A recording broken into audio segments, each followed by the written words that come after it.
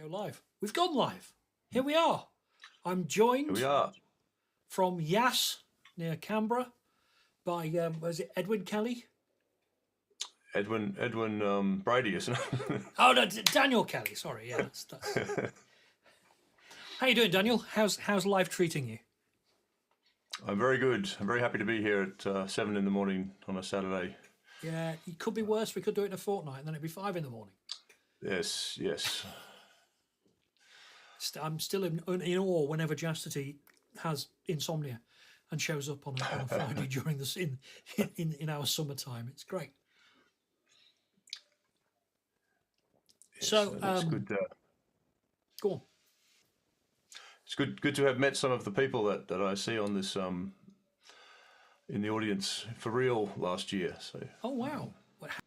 Did people come to Australia, or did you go to? I went to ABFF. So. Oh right, fabulous. Yeah. Never made it to OVFF. I went to one of the cons in NECon, which rotates around 3 different locations, and it was in, I can't remember now, but met a bunch of people there, and also was an interfilk guest for FKO. God, it must be 10 or 11 years ago now. Time flies when you're having fun, doesn't it? It does. Yeah, I'm still buzzing, even though it was back in October. Yeah, it was quite an experience. I bet it was. One of these days, that sadly, the thought of transpondian flying at the moment is well outside my pocket. So it'll have to be when I can manage to get someone to pay to fly me over for some other reason, I think. Right. I'm going to start us with the song I always start with. And then I'm going to ask Daniel a few questions. And then Daniel's going to sing a song. And then we'll take it from there. How does that sound? Sounds good. Okay. Right. So I'll mute so I can sing along loudly.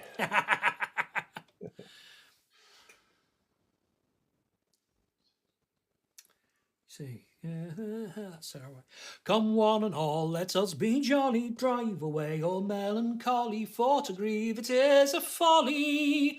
Oh, when we're met together, let union be in all our hearts. Let all our hearts be joined as one. We'll end the day as we begun, we'll end it all in pleasure. Rack falla roll roll to relido, rack falla roll roll to relido, rack falla roll roll to relido. Oh, when we're met together, King Solomon in all his glory tells each wife a different story. In our cups we'll disapprove of that. Oh, when we're met together, let union be in all our hearts. Let all our hearts be joined as one. We'll end the day as we begun, we'll end it all in pleasure. Rack falla rolla roll to relido, rack falla rolla rolla to relido, rack falla rolla rolla to relido. Oh, when we're met together. Eating and drinking, they're so charming, piping and smoking, there's no harm in. All these things we'll take delight in. Oh, when we're met together, let union be in all our hearts. Let all our hearts be joined as one. We'll end the day as we begun, we'll end it all in pleasure. Rack falla rolla roll to relido, rack falla rolla rolla to relido, rack falla rolla rolla to relido. Oh, when we're met together, cease your quarrelling and fighting, evil speaking and backbiting. All these things take no delight in. Oh, when we're met together, let union be in all our hearts. Let all our hearts be joined as one. We'll end the day as we begun, we'll end it all in pleasure. Rack falla rolla roll to relido, rack falla rolla rolla to relido, rack falla rolla rolla to relido. Oh, when we're met together, grab the bottle as it passes, do not fail to lasses, water drinkers are universally excellent people, and I won't hear a word said against them. Oh, and we're met together, let union be in all our hearts, let all our hearts be joined as one. We'll end the day as we be gone, we'll end it all in pleasure. Rack, follow, roller, roll, to Lido, rack, follow, roller, roller, to Lido, rack, follow, roller, roller, to Lido. Oh, when we're met together, let union be in all our hearts, let all our hearts be joined as one. We'll end the day as we be gone, we'll end it all in pleasure. Rack, follow, roller, roll, to Lido, rack, follow, roller, roller, to Lido, rack, follow, roller, roller, to Lido. Oh, when we're met together. There you go. Let union be in all our hearts. Thank you very much. I've heard that so many times, but it's still fabulous every time. Well, you know, it's something. There's joy in repetition as well, isn't there? It's great. Something about familiarity, especially with folk songs. He said in desperate defence of his limited repertoire. So, you've been on before, so I've already asked you the Martin Carthy question. Yes. How did you discover you were a musician? So when I was probably 3 or 4, my New Zealand grandmother recorded me singing and making up songs at that age. So it's been a theme throughout my life. I think music resonates when it affects me emotionally in some ways. So I'll quite often be driving home the hour-long drive from Canberra to Yass and put a song on and be crying because it's sad or it's happy or whatever. So it's a fabulous way of working through the world's problems. Yeah. It's odd. I've found as I've got older, I listen to music less.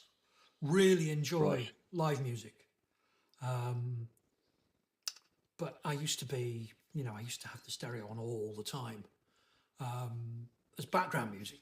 And as I've got older, I've got less tolerant to background music because when I want to listen to it, or even when I don't want to listen to it, it demands attention.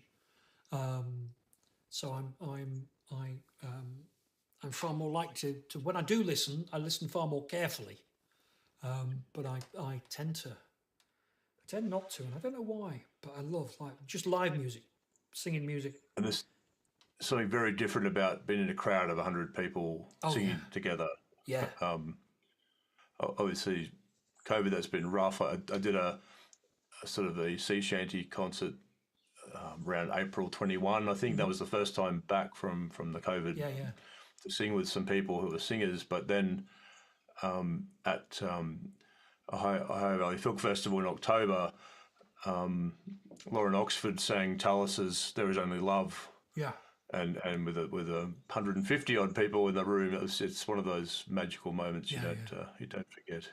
Yeah, I mean, that's why I started using the looper to get some of that sense of more than one voice, really. It's it's like I've got to hear harmonies. It's not the same if you can't. I think 2021 Sesh Fest, was it 22?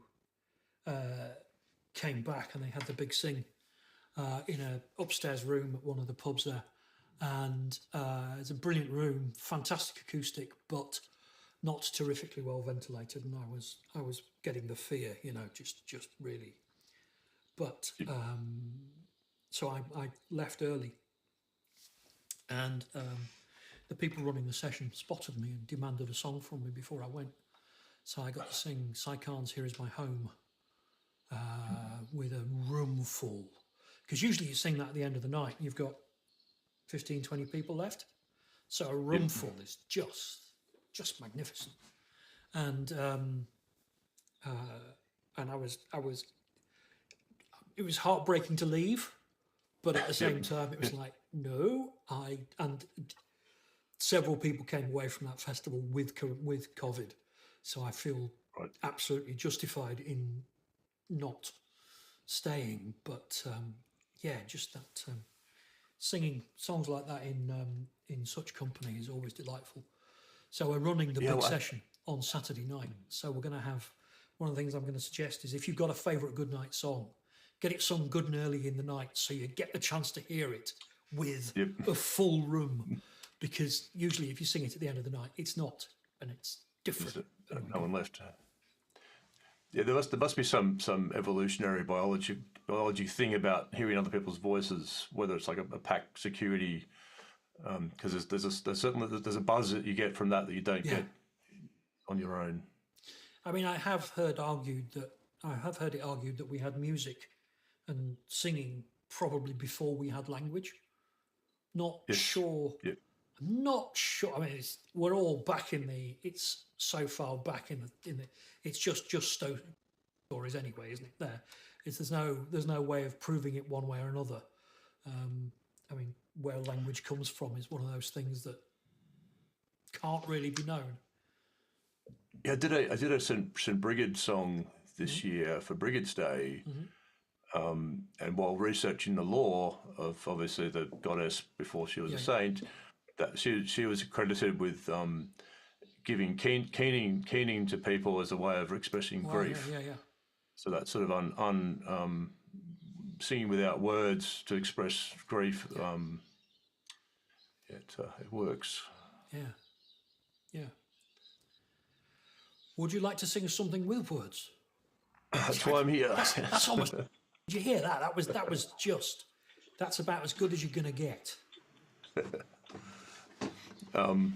So I promised myself I just need to confirm that when I press my mute button, could you not? Yes, I can't hear you. Yep. Sorry, right, brilliant.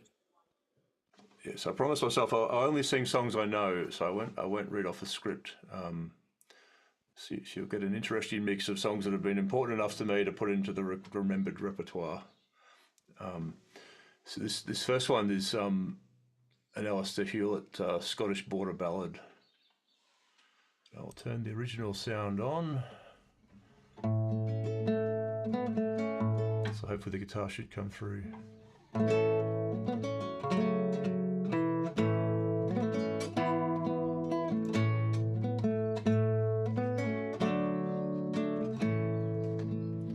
The provost's only daughter was walking the lane. Oh, her loved Beneezy one, when she heard a Scots prisoner lamenting his mane, and she was the fair flower of Northumberland. He said, if I had a lassie to set me free, oh, her loved Beneezy one, I would make her a lady of highest degree, if she'd loose me out from my prison so strong. Oh, she's gone then to her father's bedstock. Oh, her loved Beneezy one, and she's stolen the key out of many stout logs, for to loose him out from his prison so strong. And she's gone then to her father's stable.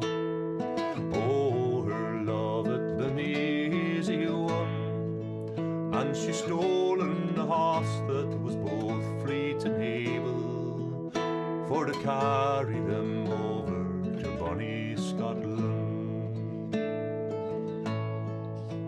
Oh, but as they were riding out on the Scots moor, oh, her loved Beneezy one, he said, get down from me horse, you're a brazen-faced whore, although you're the flower of Northumberland. Oh, a cook in your kitchen I surely will be, although my love it was easy one, for I canna gae back to me ain country, although I'm the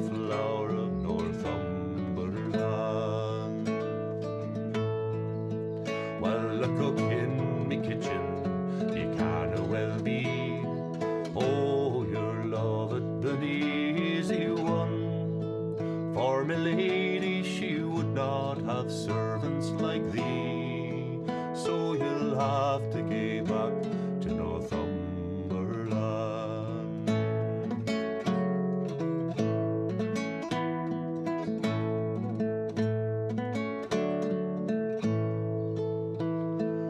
But loath was he then, young lassie, to vex.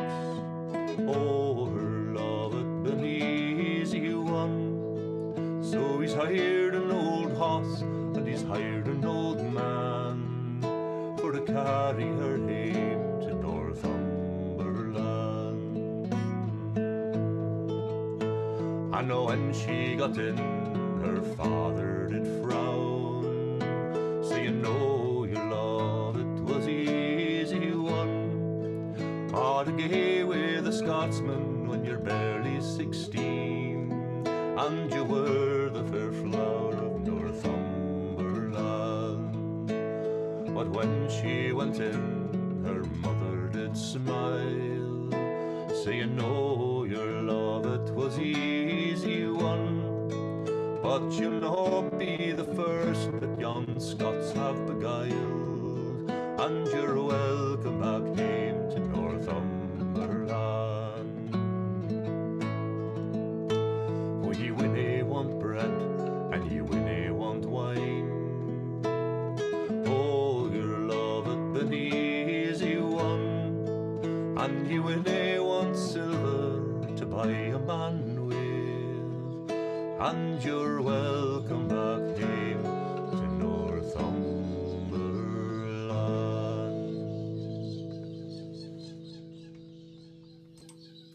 Oh. Have you got birds tweeting in the background there? It's morning, yes. I'm normally not awake to hear them, but yes. So what are they? We have I think they're blackbirds. All right. And magpies and Yeah. galahs and kookaburras down the hill a bit. Did you find when you went to OVFF that one of the strange things was the bird song isn't right? I don't remember seeing or hearing any animals in Ohio. Oh right, yeah. I went to the Swannanoa Gathering, which is in a very nice sort of rural college, Warren Wilson College in North Carolina. So big wildlife around it, and it was the weirdest thing. The sort of soundscape of the countryside was just, this isn't quite right. I can't put my finger on what it is, but the bird song's wrong. It's odd. Yeah, because you don't realise you've attuned yourself to a certain you absolutely conversation. don't. Yeah. And also, I mean, the I don't know what, I think your latitude's closer to American latitudes, but we are up in England. We are surprisingly far north, so we have long days and short days. And the thing that was odd, but it's down in sort of North Carolina, was that not so much the length of the day, but there was no dusk. It was day, and then the sunset, and it was night. And there was none of that lovely long thing that you get in the sort of English and Scottish latitudes of a really drawn out sunset and dusk. It was just boom, there you go, it's night now. I'm guessing you're kind of in the 40s, aren't you? So you probably have the same. You probably wouldn't notice. No, we have relatively nice sunsets. Mm-hmm. Chastity has cockatoos. They are a bit of a pest. If you time your plum tree harvest wrong, it'll just go in half an hour. Oh, it's that famous song of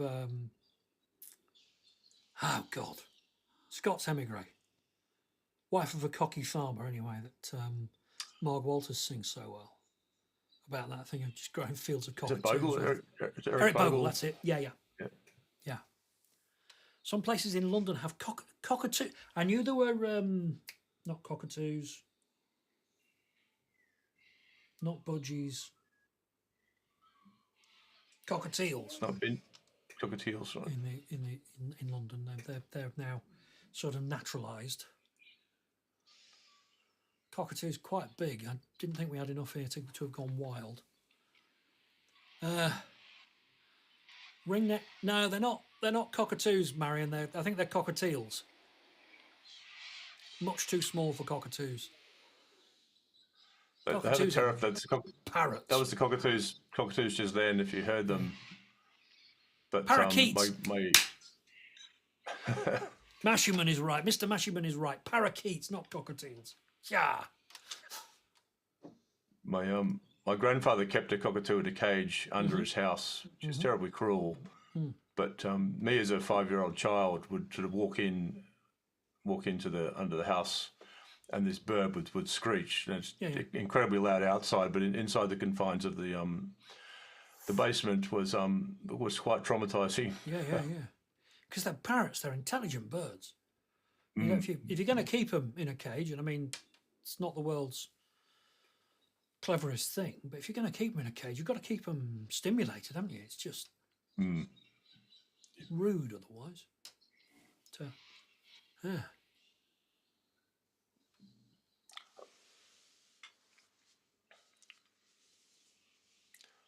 Mrs. Masherman, remember them being parakeets. And that's another one that they're not native English, so that when you hear them calling, it's like, certainly for me in London, where parakeets are kind of like quite endemic, you hear the call of the parakeet, it's like something slightly odd here, and their profile on the wing is completely unlike anything else. It's not a hawk, it's not a typical English songbird, so they're like, that's just weird flying overhead. Certainly I find anyway. Thank you, Michael, and thank you earlier for whoever it was, Chuck Money in the Hat. Thank you, Chastity. Yeah, very kind.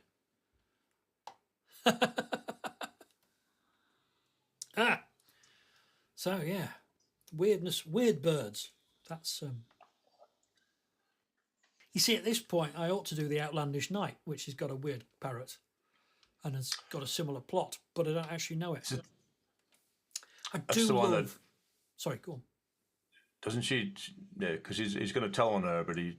Yeah, but I don't know why. Why would he tell on her if she's just like been abducted and almost killed by a knight? Well, her father is presumably trying to protect her maidenhead, and her sneaking out by herself is not very good. And the parent doesn't threaten to tell on her. He just notices her coming in and says, "Where have you been?" And the father overhears, and then the parrot lies about being scared by a cat. And is rewarded. But doesn't she offer him a gilded cage or something? But that's after the fact. Right. Okay. Usually it's like thank you, as a thank you, not as a bribe, as an appreciation.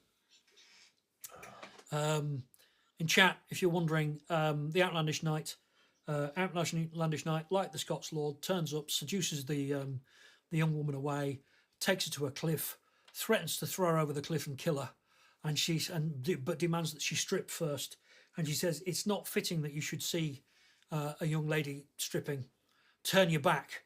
So he turns her back. She hops off the horse, grabs him around the waist, and chucks him in the sea, and then rides home. And as she's sneaking back into the castle, wakes up the parrot, who says, "What are you doing? What's going on?" And then that wakes up her dad, who asks the parrot what's going on. And the parrot says, "Oh, I was just frightened by a cat. I thought I tore a puddy tat, a tweeping up on me." I'm not ever going to do that version of it. For my recording, I had to go and try and figure out, because there's a bit of a striptease scene where it's like describing the garments, so it's like trying to figure out what's a Holland smock. Holland handkerchief is Holland is a very fine. It's a fine cotton cloth, basically. Holland being the kind of the cloth more than anything else. So basically undergarments. So I mean, you've also got the Ballad of the Holland Handkerchief, which is where she gives him a token of her love, which is a Holland handkerchief, very finely made Holland cloth. There are textile folks in the chat who probably know more. If I know my chat. And if nothing else, they're quicker on the Google than I am.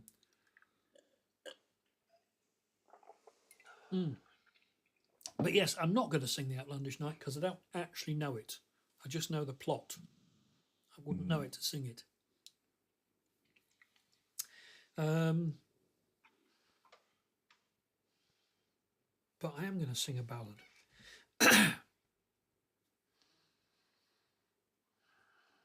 Where am I?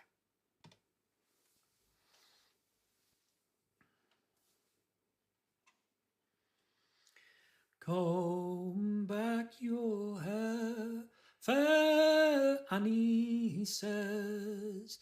Comb it back into your crown, for you must live a maiden life when I bring my bridal home. Oh, how shall I look maiden-like when maiden I am none? When 6 fair sons have I had by you, and the 7th coming on. Oh, you will bake my bread, he said, and you will keep my home, and you will welcome my lady gay when I bring my bridal home. And to the door he has fixed a silken towel held by a silver pin, that fair Annie might dry her tears as she went out and in. Now 6 months gone and 9 coming on, she thought her time all along, so she's taken a spyglass in her hand, and to the topmost tower she has gone.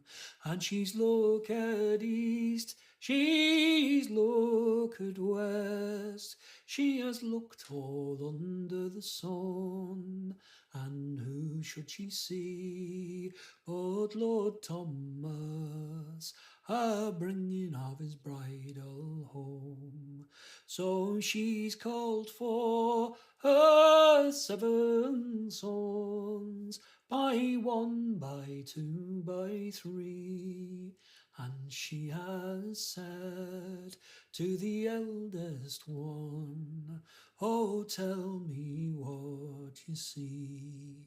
And he's looked east, he has looked west, he has looked all under the sun, and who should he see but his father dear, a bringing of his bridal home. And it shall I dress in green, she says, or shall I dress in black? Or shall I go down to the raging main and send my soul to wrack? No, you need not dress in green, he said, no, you need not dress in black, but throw you wide those great hall doors and welcome father back. And you're welcome, welcome, Lord Thomas, she says, and you're welcome unto me, and welcome, welcome, you merry men all, that you brought across the sea. And she served them all with the best of the wine, she is serving them all round, but she's drunk water from the well for to keep her spirit down. Yes, she served them all the livelong day, till she thought her time all long, and then she's taken her flutes all ball in her hand, and it's up into her bower she is gone. And she's fluted east, she's fluted west, she has fluted loud and shrill. She's wishing that her sons were 7 greyhounds, and she a wolf on the hill. Come down the stairs, the new bride says, come down the stairs to me, and tell me the name of your father dear, and I'll tell mine to thee. Well, King Douglas it was my father's name, and Queen Charton was my mother, and sweet Mary was my sister dear, and Prince Henry was my brother.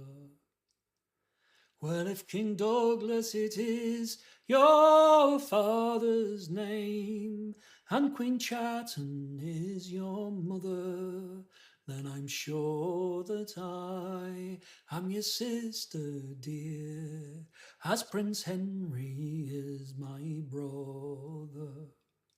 And I have 7 ships out on the main, they are loaded to the brim, and 6 of them will I give to you, and the 7th for to carry me home.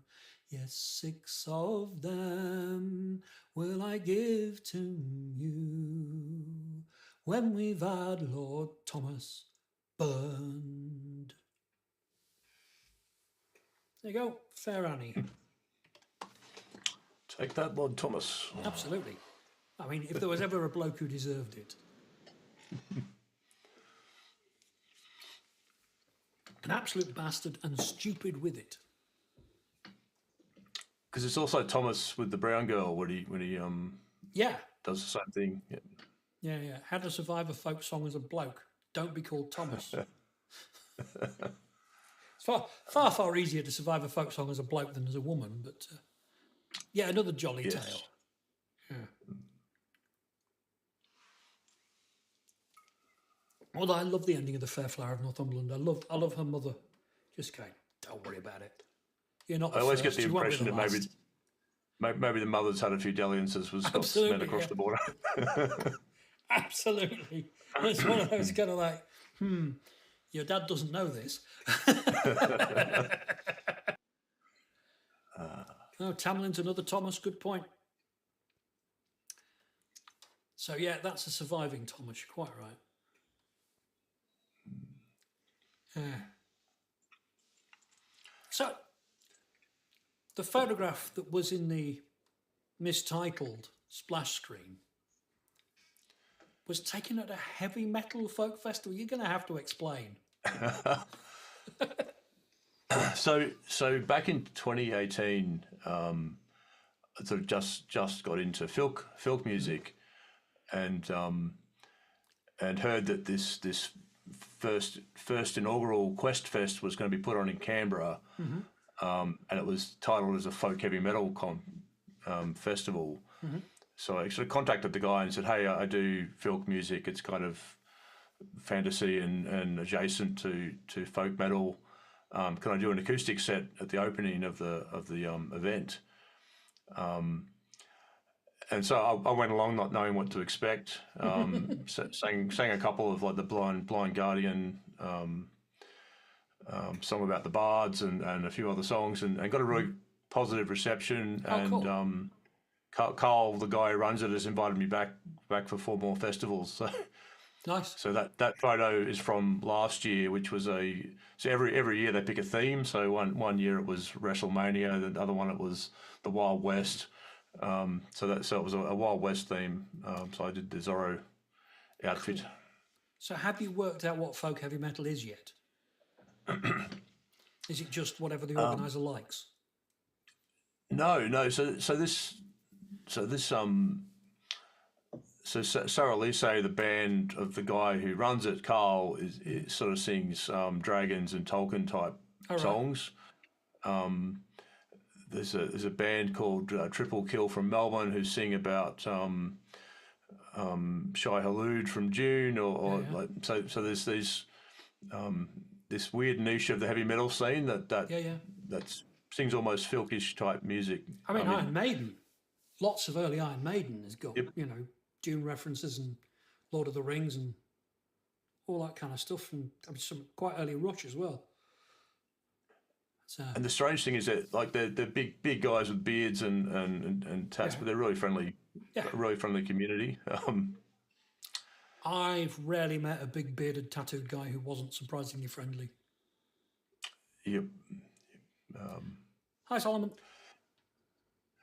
Yeah, so not sure if I'll be on the lineup again this year, but I enjoy playing. I ended up playing my first wedding through that connection because a couple got engaged after one of the QuestFest events. Yeah. And they're like, oh, we want the bands that were there to come back and play for us at our wedding. And it was one of these televised weird weddings. Oh wow! Because it was held at one of Australia's fake Stonehenges, and all the bridal party were dressed up as elves and orcs and whatnot. How many fake Stonehenges does Australia have? Two that I know of. There are probably more. There's is that kind of one at Sutton. Is that kind of like car henges or actual stones? The one at Glen Innes and the one at Sutton are actual stones. Wow. That sounds like excellent. It's like a bored farmer with a tractor and some rocks on his land has gone and dug them up and. Yeah. They might not be strictly blue stone, but that's not the point, is it? No. So how did you find playing a wedding?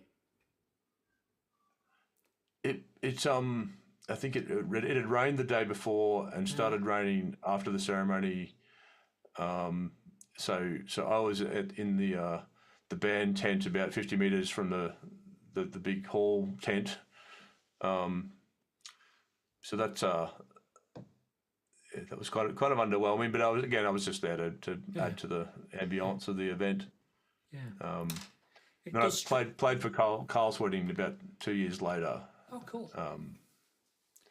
It does strike me as being one of the most thankless tasks, being a wedding singer, because it's just like people aren't really there to hear you.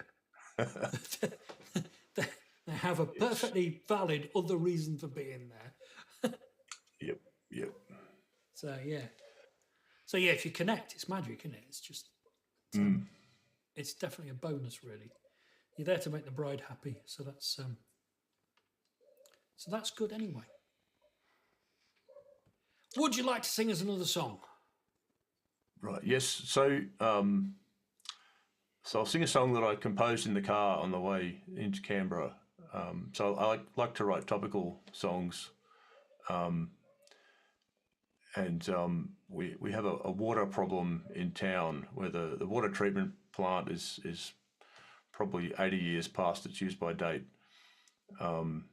And the river that runs into our catchment is all through farmland, which has sort of been, all the trees have been taken away and most of the runoff is full of silt and manure and whatnot.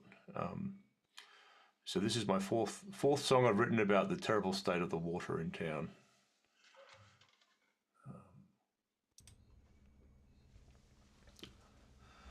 Well, I recently moved to this nice little town, but I've heard a rumour that's going round that they boil their water out here, sir. They boil their water out here. I said to the gentleman, how can that be? Is it not the 21st century? Why boil your water out here, sir? Why boil your water out here?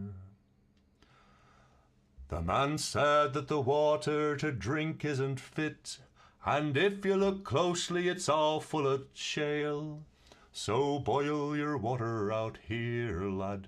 so boil your water out here. I said, does the town not have councillors, mate, or a water department that governs the state? Why boil your water out here, sir? Why boil your water out here? Well, there was council corruption not so long ago, and the government promises they come and go. So boil your water out here, lad.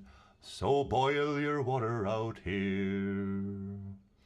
So if you should come to a town that's called Yass, beware of the liquids that go in your glass, and boil your water out here, folks.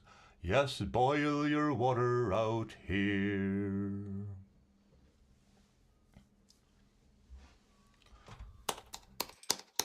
Oof.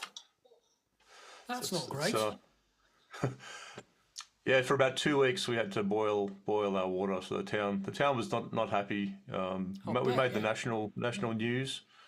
And as Chastity points out, Canberra has fabulous water because they have a very pristine catchment area that's different to ours. And there's been talk about whether to pump the water from Canberra out to Yass or it's and the frustrating point is that probably 2 years ago, around the time of an election, both the state and federal members of parliament came to Yass and stood in front of the river and said, if we get elected, we'll fix this problem for you. And then didn't. And of course they didn't, yes. Yeah.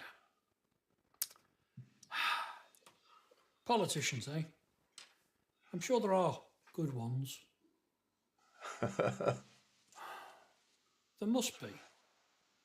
Well, but the process of getting there requires you have to be a very self-serving, ethically and morally dubious person. So, yeah. I don't know. I think, I kind of hope there are still some that have principles.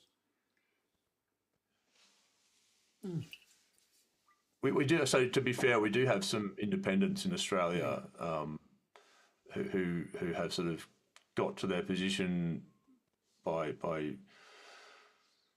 looking at local issues that people have resonated with and are quite vocal. But again, because they're, unless you're in that situation where it's not a majority for either party, and they have to negotiate with those ones and twos on the edge. Yeah. I mean, party politics exists because it works. You know, everyone is like, well, that platform's got enough of the stuff I care about that I can vote for it, but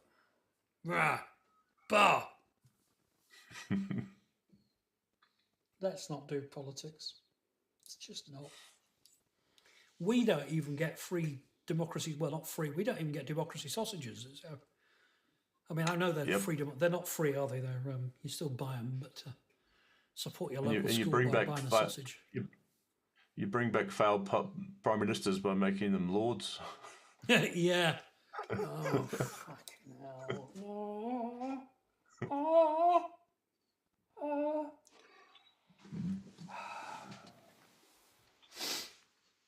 Oh, thanks for reminding me of that.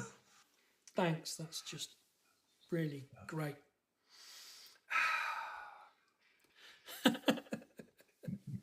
Right. Happy song. Happy song. Yeah, no, this is I'm going to die song. This is an Hallelujah, I'm going to die song, which is kind of like happy, sad. Wrong button.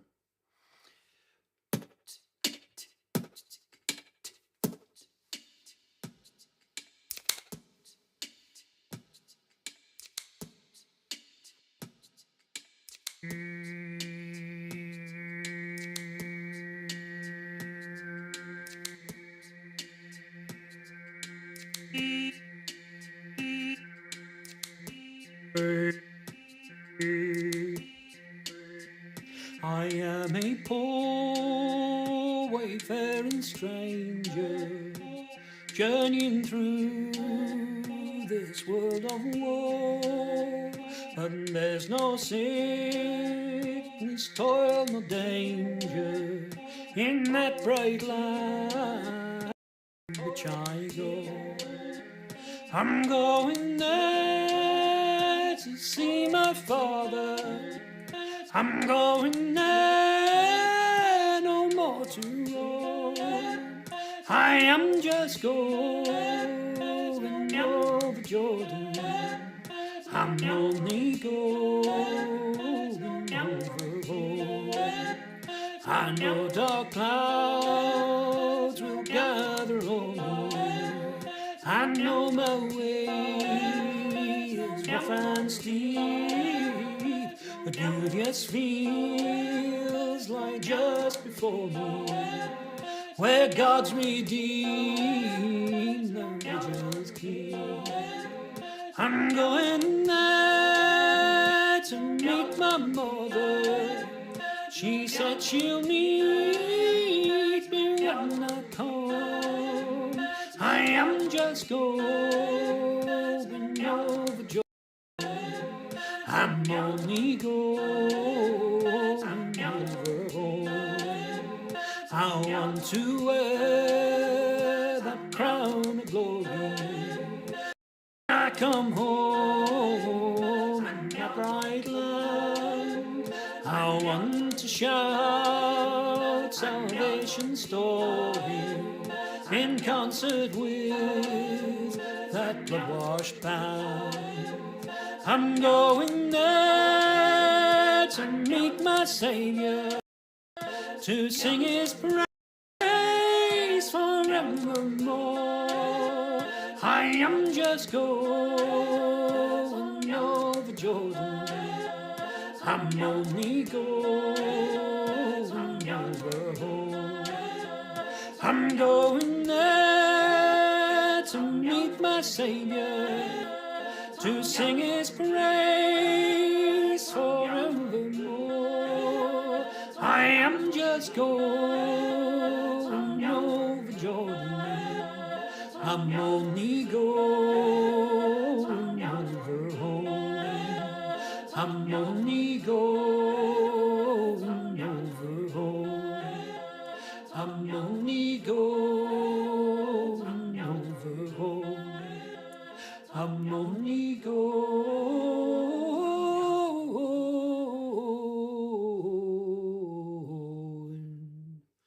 over home.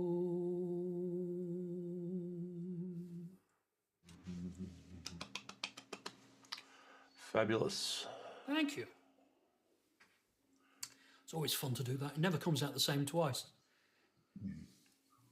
Yes, you amaze me with your ability to shuffle the tracks, and I'm just way too scared to attempt anything like that. It's the great thing is I've kind of got the gadget set up so that it's idiot proof ish. I mean, I still manage to do pilot error with it, but it's mostly set up so that when I know what sort of song it is, therefore I can go, right, that's set. All I have to do is keep pressing this same button and it will do the appropriate thing each time through. Except for those occasions when I forget to stop it to the right moment or something like that. So, yeah. The trick is working out how you want to use it and then setting it up. But if you were interested in, I could easily sling you the template I use for this. Yes, I'm much more comfortable multi-tracking post-event, and I can delete the track when I like it and cut the bits out. I have a version of that song on an album, and I got contacted by some computer game developers last week, going, "Oh, hey, wow. Can we use your song for some pirate game they're developing?" So. Presumably, if they pay the fees, yeah. Well, yeah. I said just buy the track on Bandcamp and we'll call it even. But they paid significantly more than I asked for, and it's like, oh, what's nice. And then it's amazing who you meet on the internet. Absolutely. Yeah. Wow. What a thing. Then again, my friend John Bowden had a real thing for his, a real sort of blow to his ego in some sense, that he appears in Richard Curtis's About Time, there's a long montage set to the Waterboys' "How Long Will I Love You," where they decided that if they hired Mike Scott to do it, of the Waterboys, it would be too obvious. So they clearly, what they wanted was a folk singer busking in the underground. Now, John's sort of a fairly big name on the UK folk scene, and with Bellahead, he's had Radio 2 regular playlist play, and they got in touch with him, and he said, so he asked how they decided they wanted to use him, hoping it was going to be, Richard Curtis is a big fan or something like that. Yeah, and it turned out he was just the first name that appeared when they Googled male folk singer on the... Which is definitely the sort of thing that cuts you down to size, isn't it? Well, at least he was top of the Google search. I was going to say, at least his search engine optimization game was on point. But yeah, can you imagine?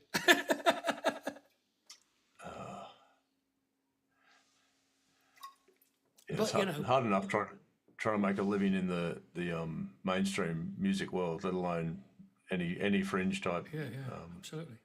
Yeah, I'm quite sure the residuals from that will not hurt. The big. Yes, it's a big film. And it's a big part of the film. It's him and Sam Sweeney, geared at Laldy down at Camden Town Tube Station. Apparently, shot over far too many days. Just. Yeah. Yeah, that shows us a start that he's the first male folk singer on Google. Yeah. You're right, Justin. There's some shots of Timothy Chalamet as Bob Dylan coming out. Oh yeah, on the socials. That'll be.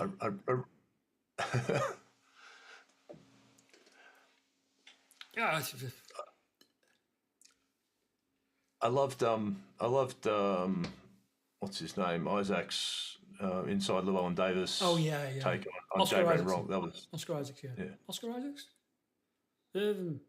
I thought, but that was more. That wasn't Dylan, was it? That was Dave Van Ronk. Dave Van Ronk. Yeah. Because of course Dylan appears in the last sort of as there's the very last scene. There's a young folk singer who is clearly Dylan turning up and about to turn that entire scene on its head. Yes, my most recent album is a Phil Oakes set of covers, and that whole scene in the 60s and 70s is just fascinating. So one of the highlights of going to OVFF in Ohio was, a fabulous festival and weekend at the hotel, but I walked the grounds of the Ohio State Uni where Phil Oakes went. Wow. And sang one of his songs in the one of the parklands there. I mean, sadly, there's no record of him, no plaque or any. And there's fireflies around there. I didn't see five. I was too scared to stay out after dark. Oh yeah, October. I went to a tech conference there in sort of, I can't remember if it was August or July. It's the oddest. Actually in the university at OSU. And they really, really, really, really, really, really, really care about their football. Dear God. Dear God. It's the oddest place. It's huge. Huge. Shiny marble everywhere. It's the bizarrest. It's like it's a football team with an adjunct university. With a university attached, yeah. And a fairly decent and ended up eating far too many terrible burritos from the anyway. It's just it was an odd experience, I have to say. But while we were walking about, at one point there were fireflies in the grass, just doing the thing, and that was one of those. Oh my God! There are glowworms in the UK in about 3 sites of special scientific interest, so you tend not to see anything with luminescence doing its thing in the UK unless you get very lucky and have, phosphorescence in the water when you're at the seaside or something, and that's not very common either. There's one campground in Australia I've been to at night where there were glowworms. They're not glowworms, fireflies. Yeah. It's kind of magic, isn't it? It's just. It is. It's amazing. Yeah. What? Yeah. think it's your turn. It's my turn. So I can't think of any songs related to fireflies. So this is a. So most of my ballad. Apart from the theme ballad tune, sets. but that's Yes. very short. I did write an extra verse to that, but I don't remember it. Oh, yeah. I will be listening, but I'm going to go and top my water up. So this is a sad Irish farm boy song.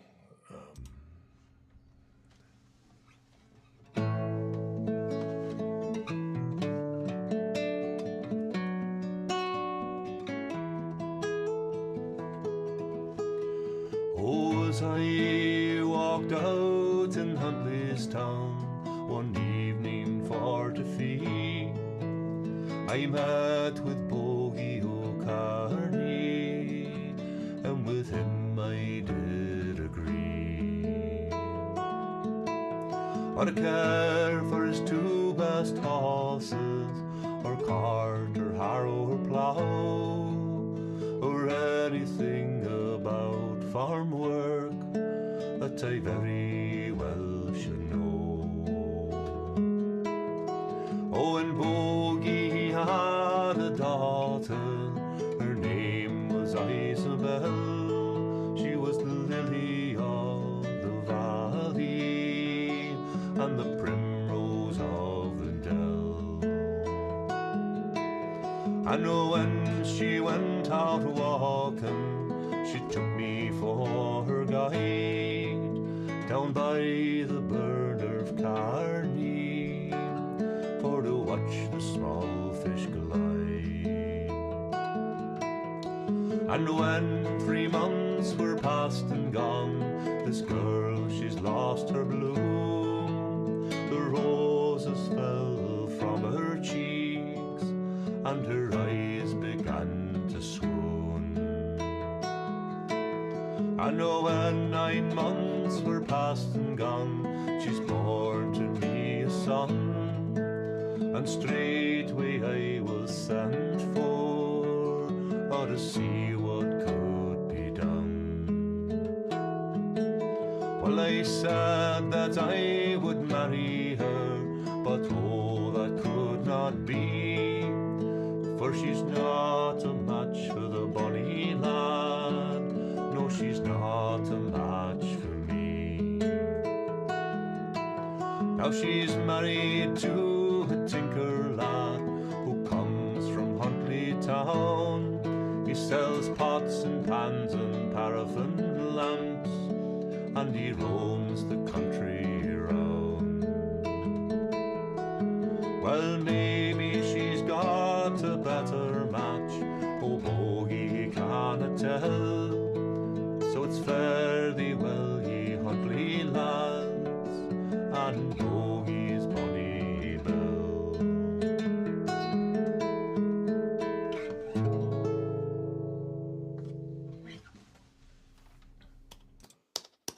Yay. Good stuff.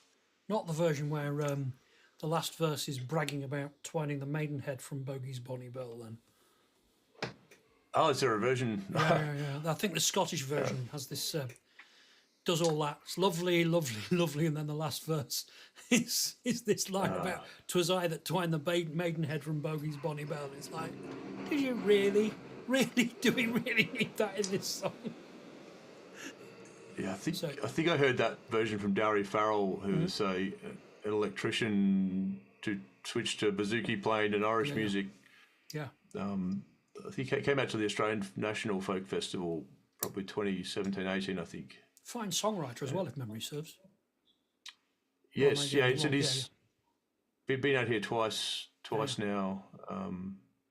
He came out to Australia for his tour on his own, and you played Newcastle the first night and caught some sort of terrible flu. Oh no! Was in hospital, but then backed it up 2 days later with a concert in Canberra that I was at. And he was clearly struggling. He was really unwell. Yeah. But still got through his set and sang well. So it's I've only seen professionalism. him once. Really talented guy, but the PA was phenomenally loud for the space. So I particularly fond of the performance, but he was, writing great songs and singing them well.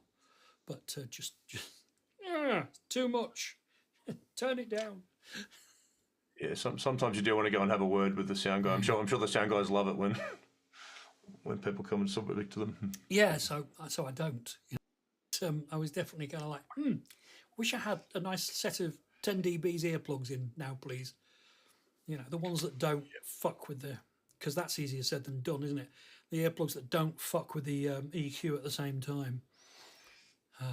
But yeah, talented guy. I'm going to ask chat for a number between 1 and 260. Actually, I'm going to ask Daniel for a number between 1 and 261. It's the... What I do is people pick a random number and I turn to that page in Singing Together and sing the first song I can find where I know the tune. 133. 133. Sorry, folk in chat. I've got a guest, so... Because when I've not got a guest, I usually take the first 2 or 3, but when I've got a guest, it feels a bit rude. Yeah, that's a lot of 20-sided dice to cover that range.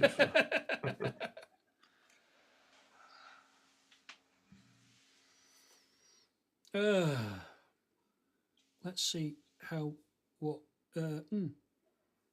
let's see how much of this I remember the tune. Hush, little baby, don't say a word. Mom's gonna buy you a mockingbird. If that mockingbird don't sing, Mom's gonna buy you a diamond ring. If that diamond ring turn brass, Mom's gonna buy you a looking glass. If that looking glass gets broke, Mom's gonna buy you a billy goat. And if that billy goat won't pull, Mom's gonna buy you a cotton bull. And if that cotton bull turn over, Mom's gonna buy you a dog named Rover. If that dog named Rover won't bark, Mom's gonna buy you a horse and cart. If that horse and cart fall down, you're still the sweetest little baby in town. Hush, little baby. There you go. Good choice there, Daniel. Wow, that was unexpected. Do you prefer Daniel or Dan? I prefer Daniel. People call me Damien or Darren or Damien? I don't know. People just may see the D and just pick a random end to the name. I say that. People have this hash collision in their heads for me. That they remember I've got a posh English name and call me Miles. Yep. And it's always when they don't remember my real name, it is 99 times out of 100 I'm Miles. It's the weirdest thing. Yep. Yeah, let me just make a note. 22, 3, 24. If I put notes in there, then I try not to sing things too often either. I just put, oh right, I did this one last time, so I can skip on to the next one in the page that I know. But, so is it a mix of contemporary and old? It's well, it was a mix of contemporary and old when it was first put together, but its copyright date is, where are we?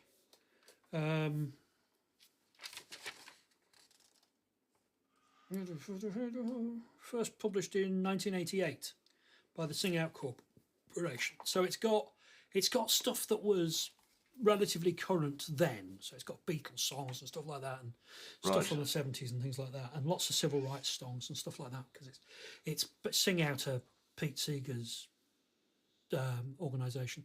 But there is a second volume called Rise Again, which is I think the 25th anniversary production of it, and that has got far more current material in it. Yeah, Rise Again, and I've got that somewhere, but I don't know where, and I'm still far from exhausting this one, so I'm kind of sticking with it for the time being. And it's got bizarrely annotated chords if you're used to lead sheets. So you can. I could have, if I had felt like it, I could have bashed that out on the banjo as well, but I couldn't be bothered. Yeah, I think an equivalent of that came to Australia. So one of my primary school music teachers sang those types of songs. And it was kind of a pivotal moment in my life from a music performing point of view, because so in year 6, 11, 12 years old, and you sing the songs together, and then the teacher's like, oh, does anyone want to take a verse solo? Oh, wow, yeah. And I think it was Shularoon was the song she was doing, and it's like that. Do I get up and sing it or do I don't? And I got up and sang it, and it kind of I guess it set me on a trajectory of like, yeah, it's okay to get up and be in the front and sing a song. Yeah, it's tough that type of school music teacher is less and less a thing in schools now. Yeah, I mean, I got tapped by my headmaster when I was 8 or 9 as one of the kids in school who was a confident singer, and sent down to the church choir. And whilst remaining an atheist all my life, quite enjoyed singing in a church choir. And that gave me the confidence as a singer, although I was never picked for the solos. Daniel's from Yass, Ray. But then I went to school and was one of 3 boys in the choir that volunteered at the next school I went to. And so, of course, when they needed a male voice, it was going to be one of us. So I got as a singer there, and I just kept singing. Just always enjoyed it. Discovered folk music. Yeah, like you do. I only joined the choir in high school because there were girls in the choir. Yeah. And ironically, my now wife was from a different school, but the same area of Queensland where I grew up. And so we competed in choirs before I knew who she was. So do you sing together? Yes. No, it's quite a sore point, because I've been told that I'm a very dominant singer, and I can't back off enough to, because she has a fantastic voice. So we've done a few songs together on YouTube, but it's that live blend is hard. Blending to keep time together and to complement with harmonies is a goal. Jill's a great singer, and we don't sing together very much at all. We've got a few we have as sort of party pieces that we can sing together, but it's she doesn't really have the energy to be out singing much more anymore. So but she's still. We found a copy of someone on Facebook posted a brochure from Singing Together, which was a BBC Radio for Schools thing of singing together, and was mostly traditional material. And Jill, it was from kind of like around Jill's time, and Jill proceeded to sing from memory 3 or 4 of the songs in the booklet that I had never heard her sing. And we've been together 28 years now, and she still can sing songs that I've never heard her sing before. And some of it's my memory's not as good as it could be, and I'm sure I've actually heard her sing them before, but other stuff, no, she just knows so many songs. Bewildering. Hi, Simon. Hi, Ray, and Gizmo Math Boy as well. Welcome aboard. So where are you coming from, Australia, Ray? It'll probably take 30 seconds for him to see. I was going to say, it's got to go see in the comment. To me, and then back to Facebook. To it'll be a while. Right, but I'm sure we'll have an answer. Yeah, Ray, I know Australia Ray from, he's another user of Loopy. So, Newcastle, right. Yeah. Still does my head in that there's a Newcastle in Australia. It shouldn't we named all of our places after places from the homeland. Well, apart from Sydney. Is it? Yeah. And Melbourne. I've never been to a Sydney or Melbourne, or Canberra for that matter. Perth, right. Absolutely. There's more Perths than you can shake a stick at. So one of the bands that played QuestFest last year is from Newcastle, called Boudica. And the lead singer is this wee lass of sort of 4.5 feet with a blood curdling screaming voice. but the lyrics are really fabulous. I did some sort of folk covers of their songs. Yes, if you don't move in heavy metal circles, Ray, you probably don't know them.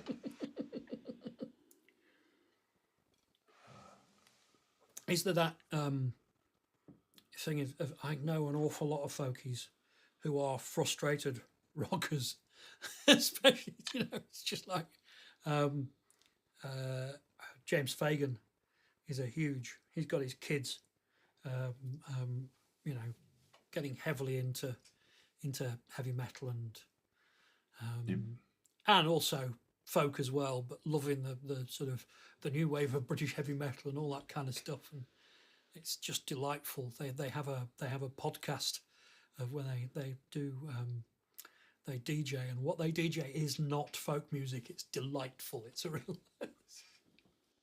I thought I saw James post a video of his kids doing some trad tunes up on a stage. Oh yeah, they're great. Yeah, they do lots. They just love music, but they really like the heavier end of rocky stuff as well. But they do this. Yeah, so I met Margaret and Bob Fagan a few times at the Alistair Hewlett Memorial in Sydney. Yeah. So they're still here, active in the folk scene. Yeah. The next song I'll do is one that I heard Margaret and Bob Fagan sing, which prompted the research into Colin Dryden, the Australian singer. Is it my turn or is it your turn? I'm sure you get to this point. I think it's your turn. I just did Mockingbird, didn't I? Yeah. Right. Yes. Okay. I'll do the factory lad. By Colin Dryden. Cool.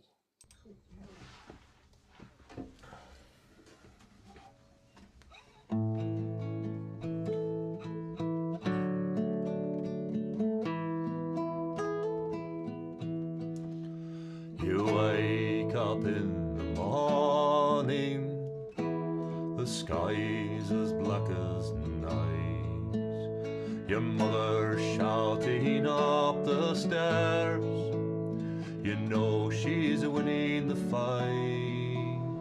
You stumble down to the breakfast table and grab a bite to eat, and it's out the door and up the road and through the factory gate. Turn and steal, how do you feel, as in the chuck you spin? If you felt like me, you'd roll right out and never roll back in. It's cold and dark the morning as you squeeze in through the gates. As you clock in, the bells will ring. 8 hours is your fate. Oh, off comes the coat and up go the sleeves, and right, lads, is the cry. With one eye on the clock and the other on the lathe, you wish the time would fly. Turn and steal, how do you feel, as in the chuck you spin?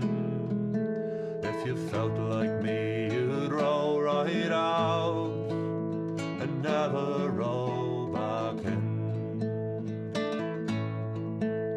The time can't fly as fast as a lathe, and so it's work you must.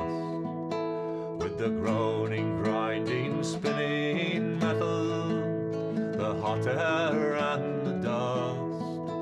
And it's many a time that you're with your lass and you're walking through the park, with one eye on the clock and the other on the lane, and the welder's blinding spark.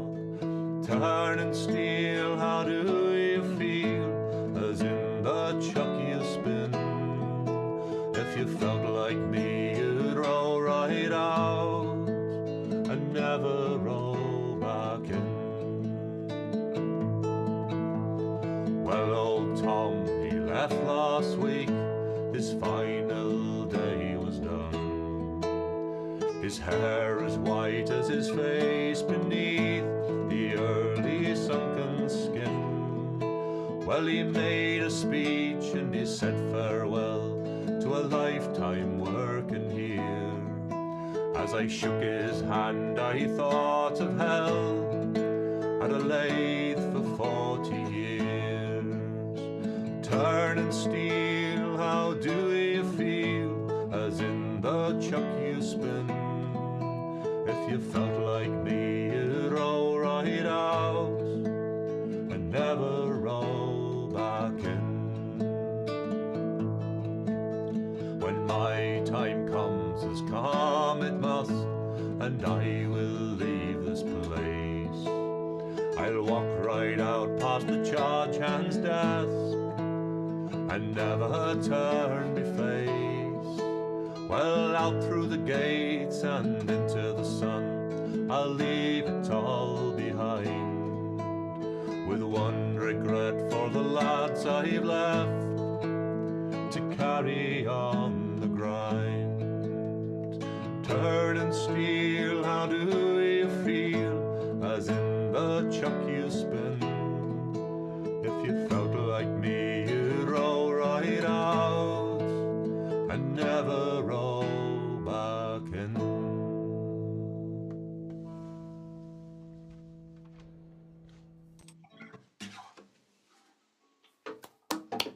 That's a fine song, isn't it? I think Jez Lowe does it over here. It's sort of one of his signature songs. At a certain time in the 70s, almost every folkie, I think, had done it, but not many people credited Colin. So he grew up in Bradford, near Bristol. So I didn't find it. So I heard that song, Margaret and Bob Fagan sang it at the National, probably 2004 or maybe 2008. But it wasn't until I started researching Colin's life that I spoke to someone who knew him when she was very young, and he was staying with them in Wagga, and they walked past a red tractor in a field, and he like stopped and stood there for a while and said, "Oh, that's the tractors we were making." So I didn't realise the song was about making tractors in Bradford. Wow. So International Harvesters probably. Or yes, Ferguson. Yeah. I think International. So he for some reason or whatever at probably early 20s just left and came to Australia. Well, the big, I mean, literally just down the road is where the old International Harvesters site used to be in Doncaster. They were a big employer around here for a while. Now it's a strip mall. Yeah. With a Marks but and Spencer's at that and age a to couple of have closed down office outlets. Yeah. To have the writing skills to capture that feeling of I hate my job and I want to leave and everyone else hates it and so it's good to be able to find two other songs that he'd written himself that had not been out there anywhere, and put them on an album. I mean, the joke is, was it work? The curse of the drinking classes, but good songs about it, about the boringness of it. It's just the industrialization process and all that kind of stuff, and the alienation that comes with it. I've got a song. I might go get some water too while you're That singing. sounds very sensible. Let's see if I can remember this song. 50 years, man and boy, have I worked the mill, oh, I never could stand the place, but I got to the top by me own bootstraps, and not 'cause they liked me face. Still I made a good life for me child and wife, had respect from me fellow men, but the gaffer's giving me a gold watch next week, and he'll never see me again.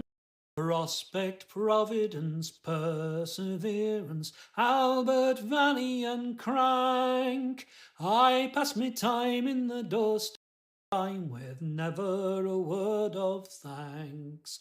All the hours were long and the wages were low, and the gaffers was odd lads odd. But the last time's coming, thank God, coming soon.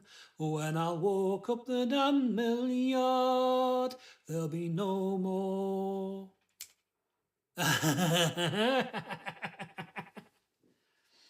There'll be no more trying to mend a clapped out loom when the noise drives you up the walls.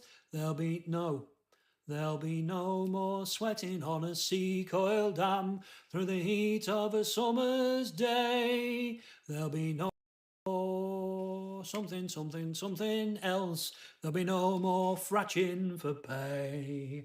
There'll be no more trying to mend a clapped out loom when the noise drives you up the walls. And there'll be no more measuring the gaffer's boot with the seat of your overalls. Prospect, Providence, Perseverance, Albert, Valley and Crank. I pass me time in the dust and grime with never a word of thanks. All the hours were long and the wages were low, and the gaffers was odd lads odd. But the last time's coming, thank God, coming soon. When I'll walk up the damn mill yard, there'll be no more. Oh God. There'll be no more bawling of a weaver out when his peace makes his menders grieve. All me shuttles were all cracked, so I had too many traps unfit to weave. There'll be no more triumph now, there'll be no more.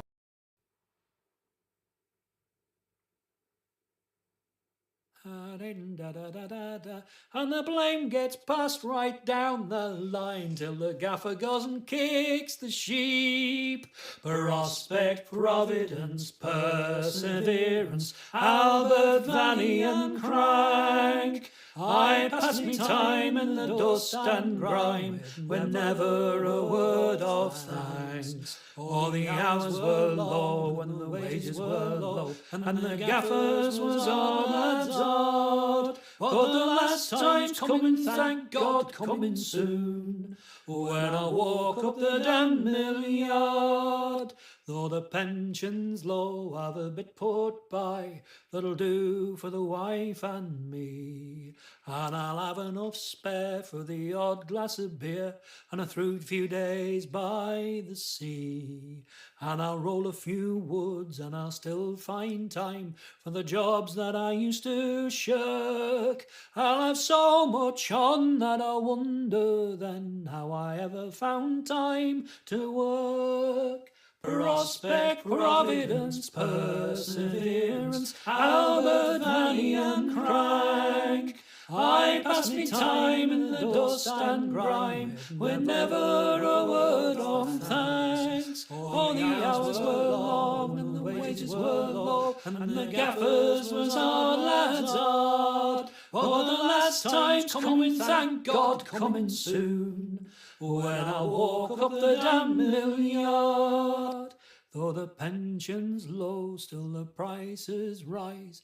The wife's going out of her mind, and I'm no longer sure what it's all been for. The year-long, lifelong grind. I've had dust so long, me lungs are gone, and I cannot catch me breath. I can't laugh or talk, can't even walk, and I long for the peace of death. Prospect, Providence, Perseverance, Albert, Valley and Crank.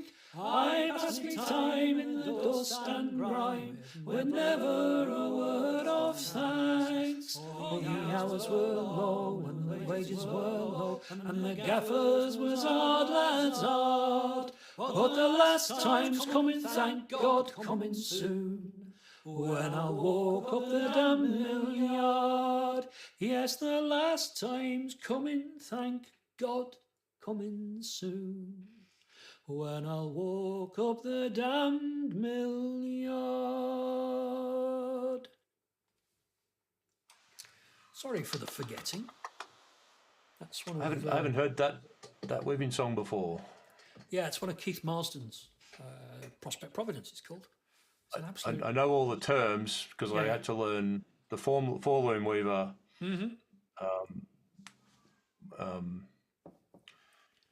Yeah, I can't remember what Cockersdale album it's on, but it's it's a banger, and I really ought to go and.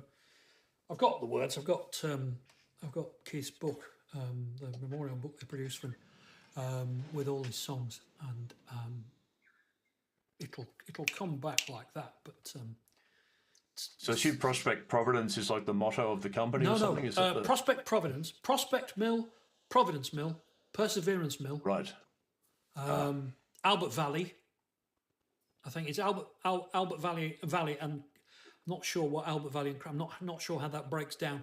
I'd need to have a look at the thing, but their names are mills in West Yorkshire, right. Huddersfield and the like, because that's where the wool trade of the empire, basically all the good wool came to Huddersfield and got turned into broadcloth by these mills, and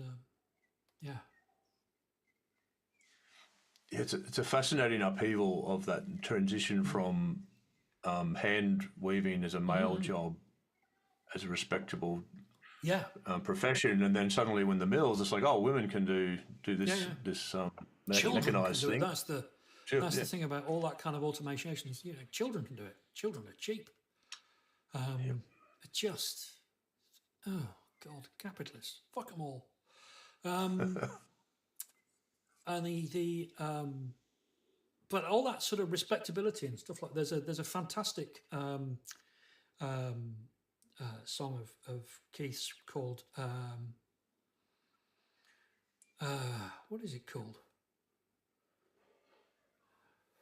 I know that he's young now and handsome, and his eyes are fine smiling blue, but he's clogs, and he'll always be clogs, lass. Yon Willie Oil lad's not for you. Willie Oil lad being a lad who just worked sorting sheep,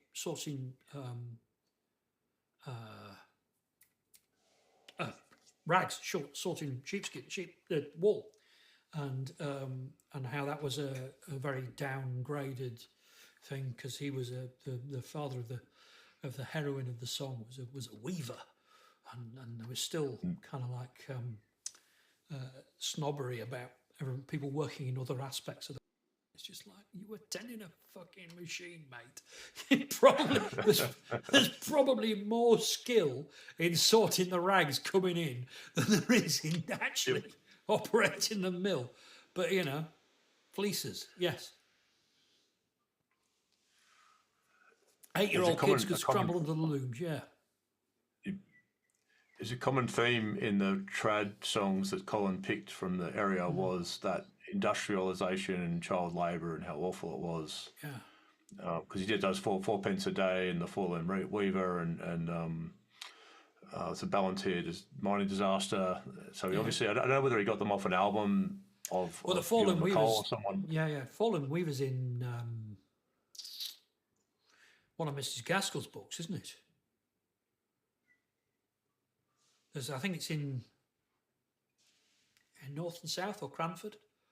Because she was a very early anti-industrial writer, amongst all the other stuff that she was writing about.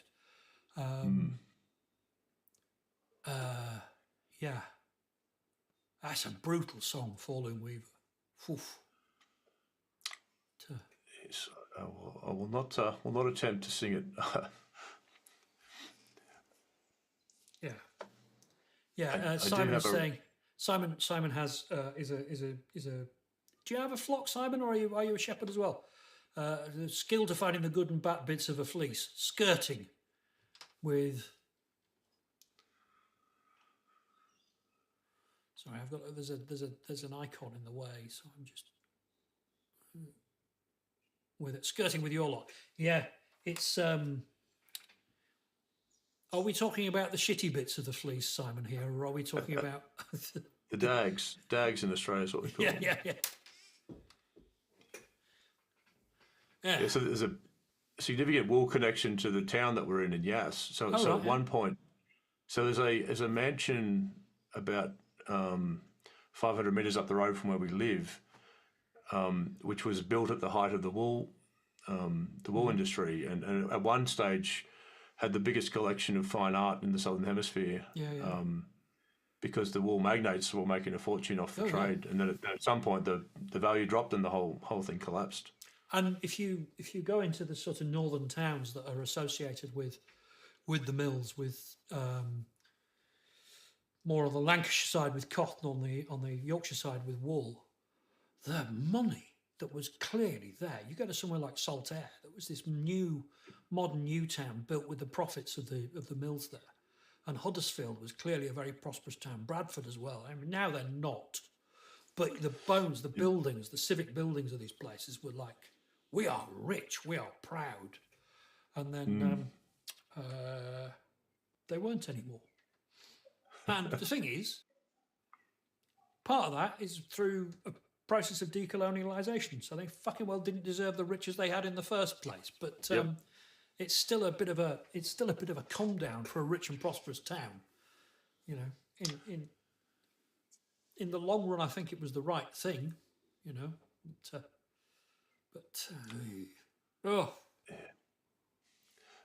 So short yesterday's comment that shanties are industrial songs. Yes, absolutely. Yes, they are. I managed to sneak a shanty into my OVFF singing workshop while I was there. What shanty? I wish I was a cabin boy aboard a man of war. Sammy's gone away aboard a man of war. Yes, I met very Robert hard Beckwith. not to do the responses there, which wouldn't have worked. Sorry, you were saying something. So I met Robert Beckwith, the UK filker. He came to the workshop. But no, shanties are great for people that don't like to sing, who've had a few beers and can be brought along for the journey. And also great for learning to improvise lyrics. Yes, When you, I mean, something like Drunken Sailor, you only need one line. Something like Roll the Old Chariot Along, you only need one shorter line, and it doesn't even need to be funny. Yes. Yeah. With Drunken Sailor, it's kind of got to be funny or anatomically improbable or something. But with Roll the Old Chariot Along, it's just got to sing well, really. You can pretty much pick any noun with the right syllables, and you could. Yeah. An adjective and noun wouldn't do us any harm. See, there you go. We're there. We've got a verse.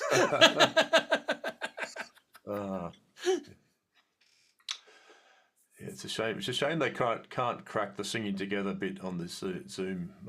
Yeah, I mean, in theory, I could mute myself to you on Zoom and then lay harmonies on that you wouldn't be able to hear until after the fact. But it always feels slightly rude.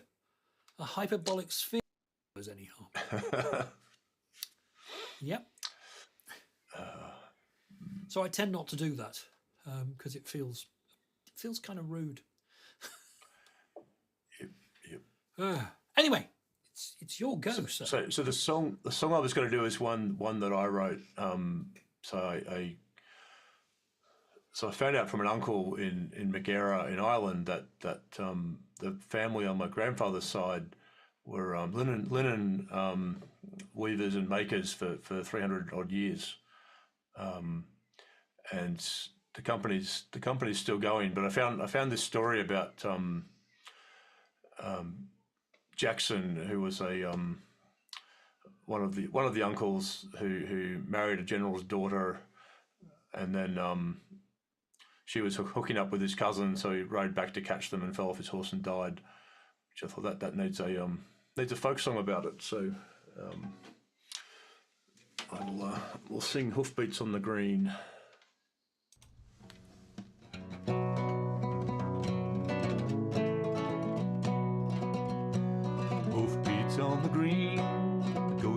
Jackson's riding on the green, home to see his lady. In the summer of 1785, Jackson wed his blue-eyed bride, the fairest maid in Derry side, Jane the general's daughter. Hoofbeats on the green, goes to Jackson's riding on the green, home to see his lady. Within a year a son they had, proud father, future bride. But families have mouths to feed, so Jackson went to working. Hoofbeats on the green, goes to Jackson's riding on the green, home to see his lady. To the linen mill he'd daily ride, leaving wife and son behind. But Jane had caught the roving eye, Jackson's cousin Willie. Hoofbeats on the green, goes to Jackson's riding on the green, home to see his lady. Gossip on the engine floor, Jackson he could take no more. Spurred his horse across the hills to catch his faithless lover. Hoofbeats on the green, goes to Jackson's riding on the green, home to see his lady. Fate had swelled the stream that day, to leap the gorge his only way. Had the chance to turn away, but anger drove him onward. Hoofbeats on the green, goes to Jackson's riding on the green, home to see his lady. Whoa. Good stuff, sir. Excellent. So of course the kind historians called him Horsefall Jackson is his name in the books. Crikey. Yeah, good song. Good song. It's always good when you've got a good story to make into a song, isn't it? It's just Yeah, I was hoping that the Irish heritage part of the family would all be songwriters and tune players, but they're all boring Protestants who don't do music. So singing metrical psalms rather than anything else.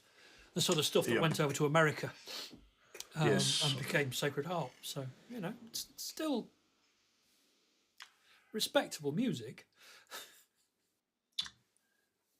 Yeah, I listened to those Sacred Harp videos, but I think there must be something about being in the room together that you don't get Yeah.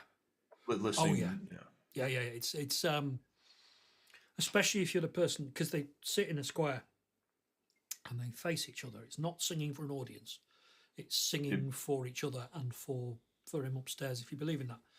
So that means that if you're the person choosing the song, you're standing in the middle of a room full of people singing as loud as they can in four-part harmony, often blood-curdling lyrics. And something like Idumea, which is this proper blood-curdling lyric, and you've got it in full. You've got the tenors in front of you, you've got the altos behind you, you've got sopranos on your left, you've got bass on your right, just all coming at you in full quadraphonic sound. And then on some of them where they get the as Idumea in particular, there's a verse on there's a note in Idumea that the altos have where they've got a choice of two, one of which is scary high for altos, which means that when they split and half of them are hitting that high harmony, oh my God, the hairs on the back of your neck are just like, whoa, it's just the most magical thing. But it is, there's a fine quote from a Sacred Harp singer I once met. He said, I'd cross continents to sing Sacred Harp, but I wouldn't cross the road to listen to it. I thought that was, it's absolutely true. There's amazing recordings that oh God, American Alan Lomax made some great recordings of southern congregations singing Sacred Harp, and they give you a hint, they give you a clue of what it's like, but you really have to be there. If you get a chance, just go. You almost need some proper form like recording.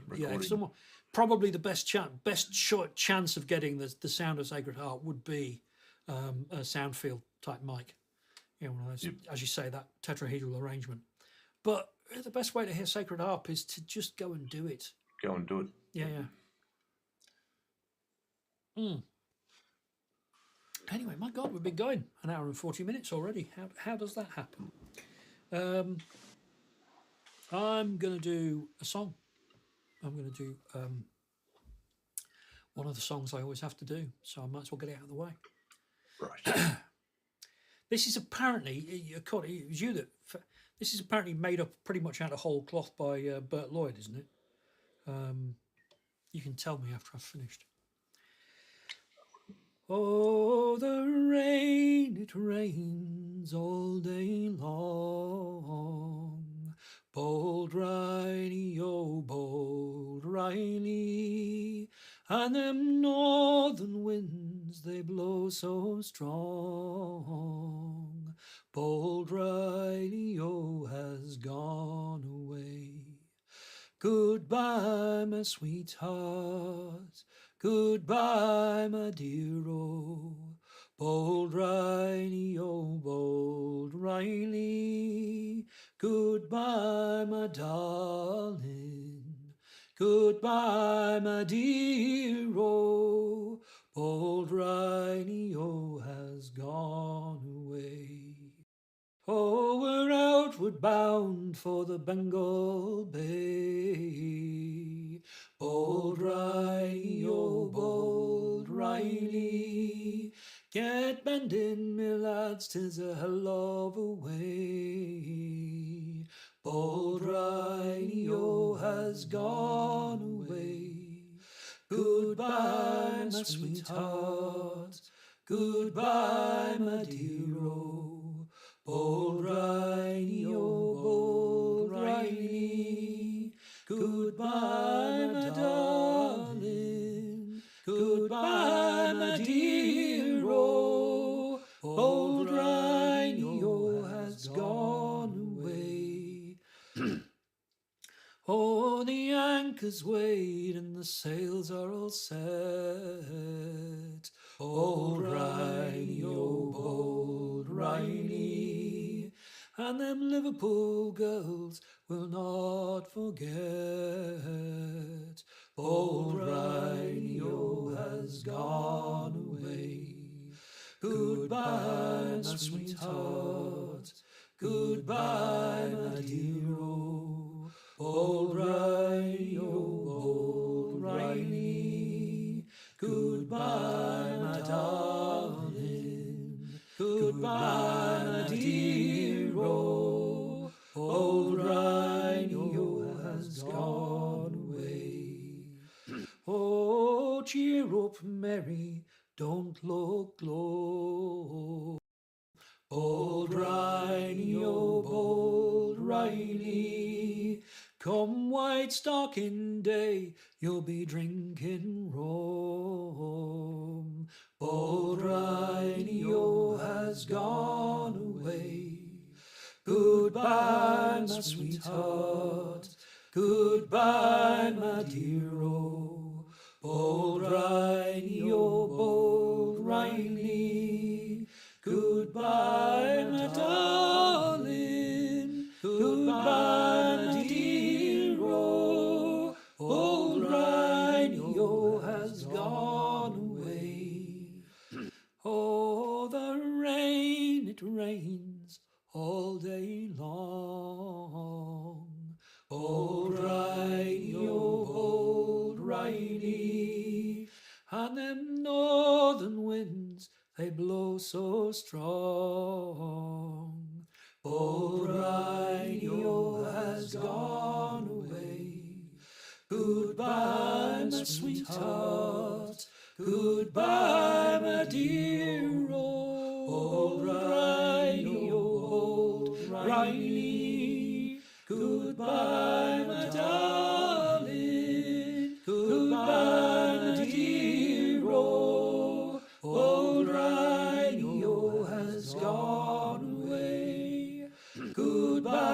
Goodbye, my sweetheart. Goodbye, my dear.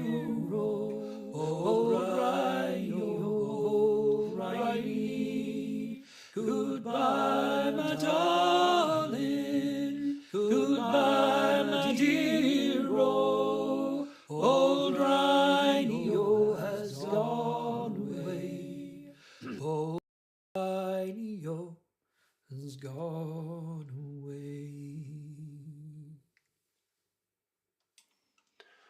Lovely. Thank you. It's that was definitely a Bert Lloyd. I don't know whether he pretended it was a trad and he wrote He it. seems to have done that quite a lot. The funny bit about it for me is that the chorus is so sweet and Bob Riley's gone away, but then it's like when the sailor's pay is available down at the office, I'm going to put my stockings on and go and get it and get blind drunk. Yeah. I think he spent time on a whaling ship down here. I think. Bert did. Did quite a bit of is he actually Australian? I can't remember. I don't know if he came from here. I thought he came from England to here, but I mean, there's a live recording of him telling a spectacular story about his time working as a whaler. About a story about a thing called a cush maker that you basically going to have to see because it's just ludicrous. But I can't remember the name of the album, but there is an album kicking about which is just him doing a solo night at a folk club, and it's just the man could sing filth like nobody's business as well.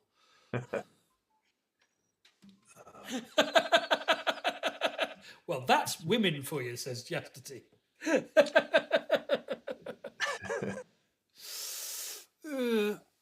Yeah. Yes, I mean, probably because usually most of the sort of sea shanty about the women left behind are the expectation that they'll be faithful.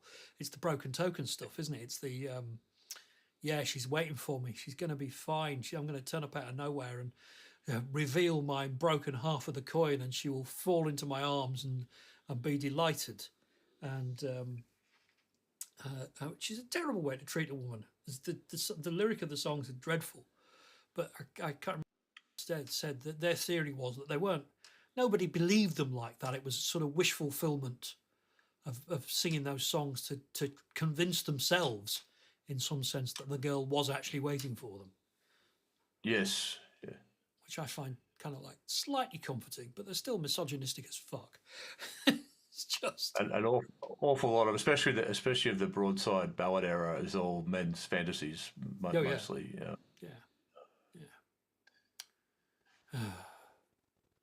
And the thing is, go and listen to go and listen to Cat Stevens for some truly horrific misogyny, or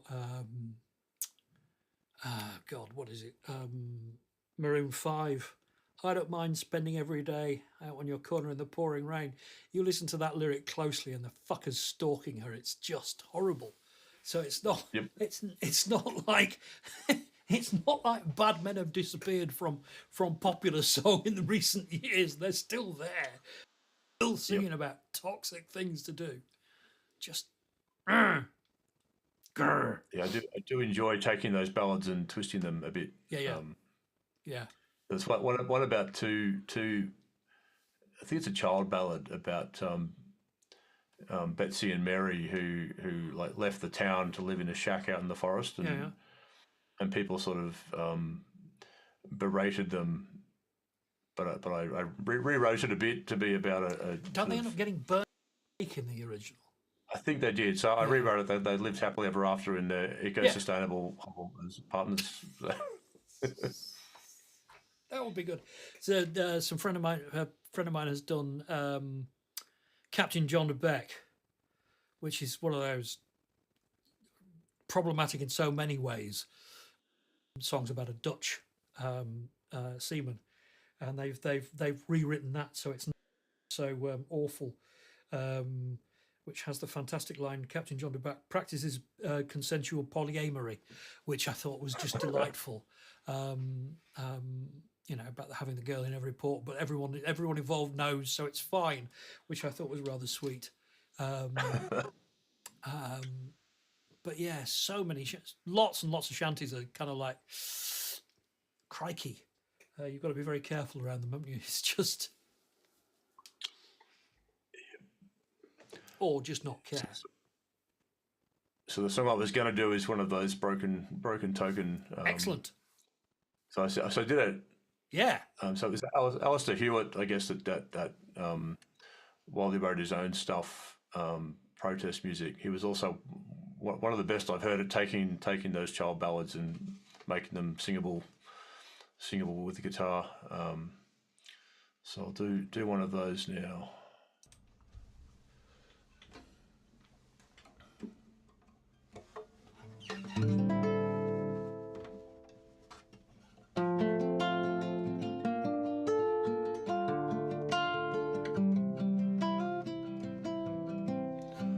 As I walked out of an evening fair,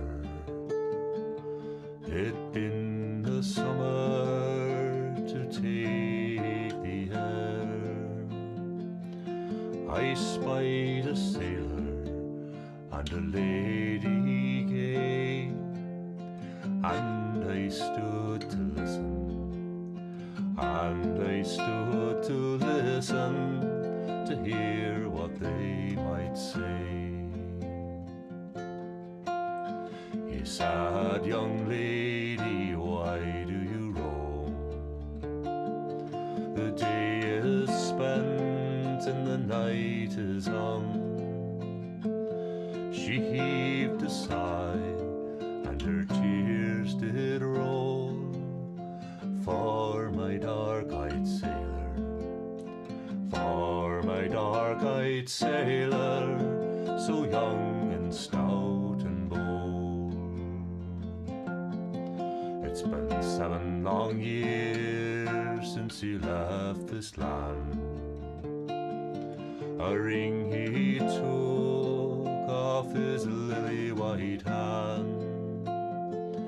One half of the ring is still here with me, but the other's rolling, but the other's rolling at the bottom of the sea. He said, "You must drive him out of your mind. Some other young lad you'll surely find. For love turns away, and soon cold has grown, like a winter's morning, like a winter's morning, when the hills are white with snow." She said, "I will never forsake my dear, although we're parted this many's a year. Genteel he was, and no rake like you, to induce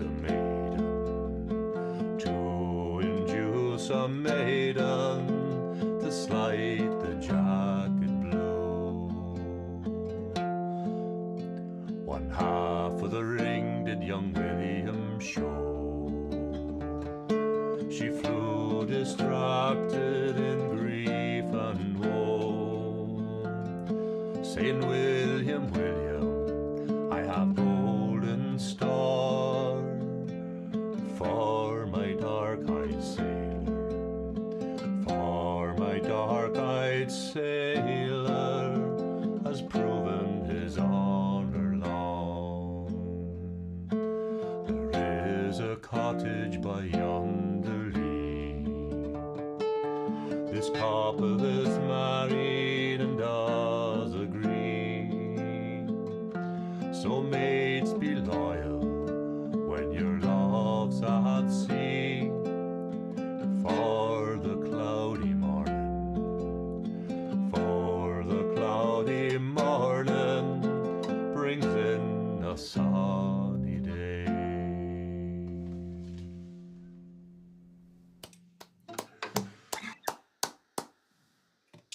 she just so happens she hasn't only been faithful, she's got a giant store of gold that she's collected while you're away.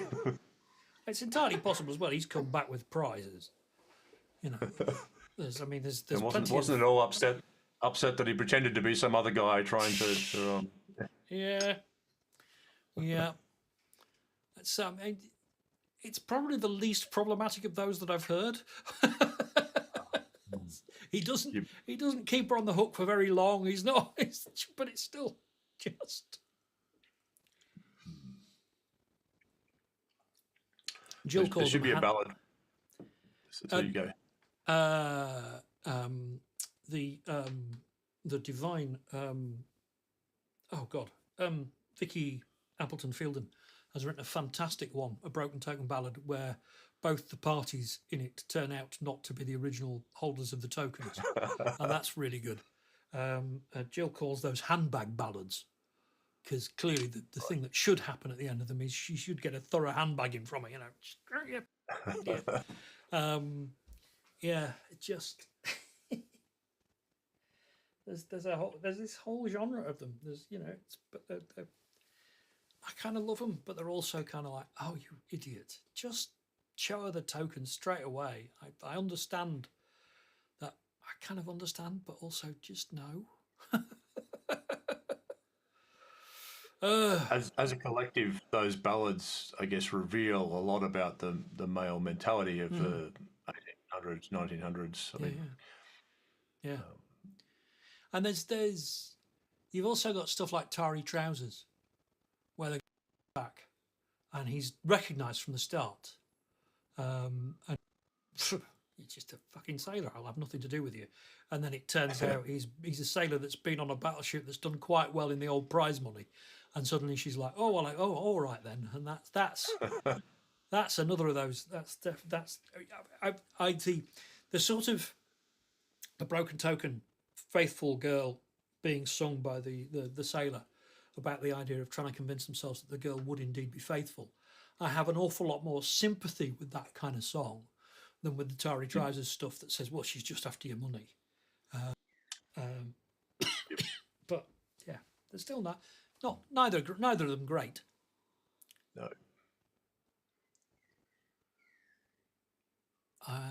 Two-ball chant song we used at school. I'm a sailor, bright and gay, just come back from sea today. Will you marry, will you marry me? Which ends, ha ha ha, this is very silly. I've got a husband, his name is Billy, and ha ha ha, this is getting better. I've got a wife and her name's Henrietta. Oh, that's glorious. I'm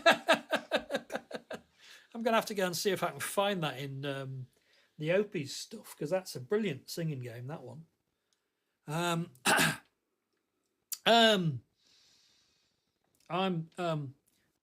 that you're just sort of like it's coming up for 9 o'clock in the morning, and you're just waking up and getting ready, and it's coming up for 10 o'clock at night, and I'm definitely flagging, so I'm going to be winding up fairly soon, I think, I'm afraid.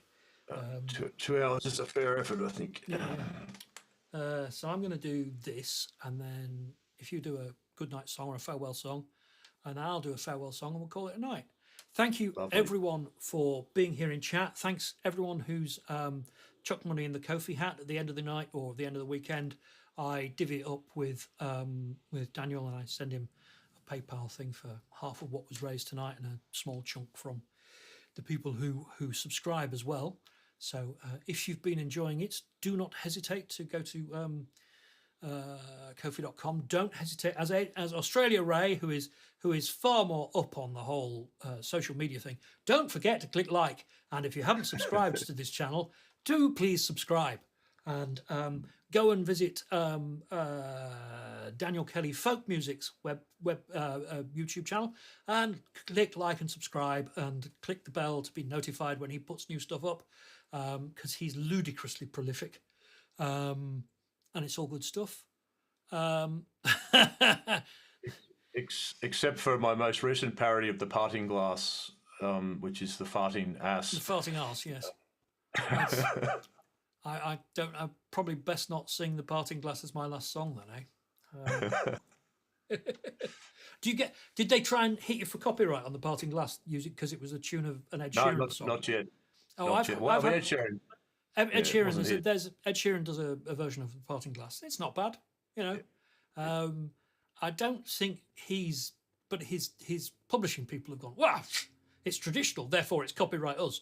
And so I've had copyright strikes on it. I've gone, it's at least 250 fucking years old with that tune. Piss off. Mostly YouTube takes it away after you tell them that, but yeah. yes. Any road up. This is another one of those ones that I kind of do every week because it's gorgeous. Heel ya ho, boys, let her go, boys. Bring her head round into the weather. Heel ya ho, boys, let her go, boys. Sailing homeward to Mingalay. What care we, boys, how white the minch is? What care we, boys, the wind and weather, when we know that every inch is closer homeward to Mingalay. Heel ya ho, boys, let her go, boys. Bring her head round into the weather. Heel ya ho, boys. Let her go, boys. Sailing homeward to Mingalay. Wives are waiting by the pierhead, gazing seaward from the heather. Bring her head round and we'll anchor ere the sun sets on Mingalay. Heel ya ho, boys, let go, boys. Bring her head round into the weather. Heel ya ho, boys, let her go, boys. Sailing homeward to Mingalay. Heel ya ho, boys, let her go, boys. Bring her head round into the weather. Heel ya ho, boys, let her go, boys. Sailing homeward to Mingalay. Sailing homeward to Mingalay.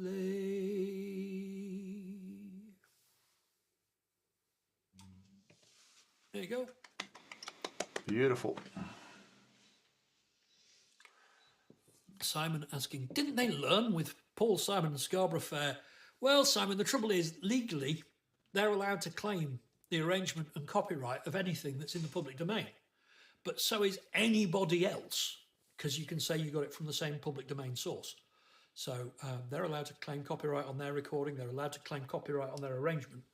And if you're not stood on going, well, actually, no, this is my arrangement. Even if you're singing it with the same chords, to the same tune, to the same whatever, as the version you learned it from, that's still your arrangement, because you could, in principle, have gone to a public domain source and done it.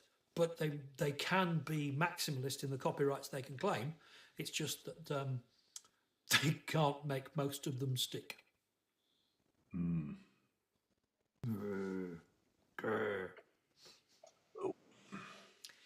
Gee's a song, Daniel, about a happier subject. This is my good night song, which I'll try not to accidentally sing the Les Barker parody song version of. So this is a Bill Cuddick song, which which Les actually got Bill to come back and sing the parody for him as well as Custard Creams.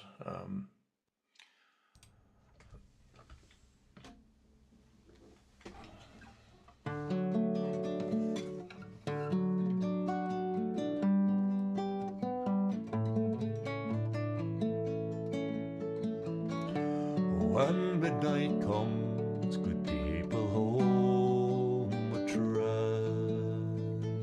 Seek now your blankets and your feather beds. Home is the rover, his journey over. He'll drop the night time to old John the dreams. Yield up the night time to old John of dreams. Across the hill the sun has gone astray. Tomorrow's cares are many dreams away. The stars are flying, your candles dying. Yield up the darkness to old John the dreams. Yield up the darkness to old John of dreams. Both man and master in the night are one. Some things are equal when the day is done. The prince and the plowman, the slave and the free man, all find their comfort in old John the dreams. All find their comfort in old John of dreams.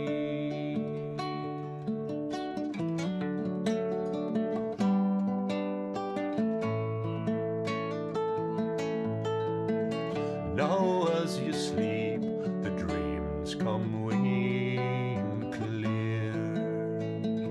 The hawks of morning cannot harm you here. Sleep is a river, flows on forever. And for your boatman, choose old John the dreams. Yes, for your boatman, choose old John of dreams.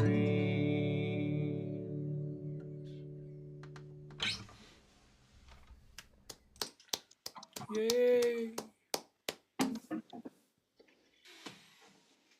Simon pointing out that Tchaikovsky's been gone for too long to claim copyright on that one.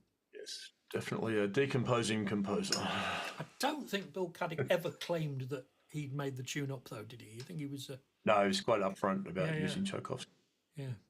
Or is it? There's one of those famous stories about people getting a copyright hit quite a long time after the fact. Was Men at Work. I Come From a Land Down Under, which quotes from Kookaburra Laughs on the Old Gum Tree. Yeah, I think they lost that court case. Yeah, and the thing is, it was years, wasn't it, before the YouTube video pointing out the quote from the thing and said, how cool the original artist had been to clearly give permission for it. And the original artist had not spotted that they were quoting Kookaburra Laughs on the Old Gum Tree and proceeded to hit them quite hard with a copyright suit. And it's like, And it's such a small stuff. I was reading about Saint Columba. Saint Columba was a scribe who scribed a copy of a religious text. But then the guy who had the original one was like, no, that copy's mine because it's the child of this one. Which subsequently caused a battle in Ireland, and which caused him to be exiled to Scotland. So that's a 500 AD copyright. Oh my God! Copyright battle. Yeah. Yeah, I mean, certainly Kookaburra Laughs is. I mean, that hook, that flute hook, is a big part of the hook of that song, which is all the more remarkable that the guy who wrote it didn't spot it. It's just. presumably they thought it was trad. Anyway. Do you know what? I think I'm going to leave that as our good night song because that was gorgeous. Sure. I don't think I'm going to try and follow that. I think that was fantastic, Daniel. It's been an absolute pleasure having you on. Thank you very much for having me on. I'm glad you don't have COVID this time. That's No. definitely. Yeah, that's always good, isn't it? And let's try and have you on again before the last possible weekend. Yep. Change. Singing Game, page 140, says Marion, for that brilliant. I've got that book, so I shall have a look, Marion. It's been an absolute pleasure, everyone, singing and chatting and generally shooting the breeze with the wonderful Daniel here. Thanks, everyone in chat for, Chastity saying she never spotted it. Thanks, everyone in chat, for being in chat and chatting away and helping us bounce off stuff. It's been great. Thank you, Piers, for doing this. It's very valuable and it's also great fun. So. Oh yeah, it's purely selfish. I'm doing it because I enjoy it. It's just thanks everyone who's chucked money in the hat and anyone who might be still to chuck money in the hat. It's all very much appreciated. You don't feel obliged to, but it's always very nice when people do. There's nothing says you enjoy a thing quite as much as parting with cash.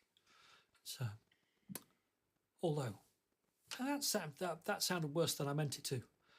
Anyway, I'm gonna fade to black, and it's been an absolute pleasure. Thanks everyone for doing the thing and being here, and thanks to Daniel. Daniel, have you got any gigs coming up or albums coming out or anything like that? So I have a Phil Oakes album that came out this week and a Harry Potter album that came out last month. And a third album of Yass history songs that came out, I think, in January. Brilliant. And that's all on danielkellyfolkmusic.bandcamp.com or something? On Bandcamp or on Spotify or iTunes or all the places. Yeah, the Bandcamp links are down below. And there's Daniel has a YouTube channel that is full of individual songs and far more, short form content than I can ever manage. So check It's a mixed bag though, so be careful. It all is, really. It's been an absolute pleasure, everyone. Good night.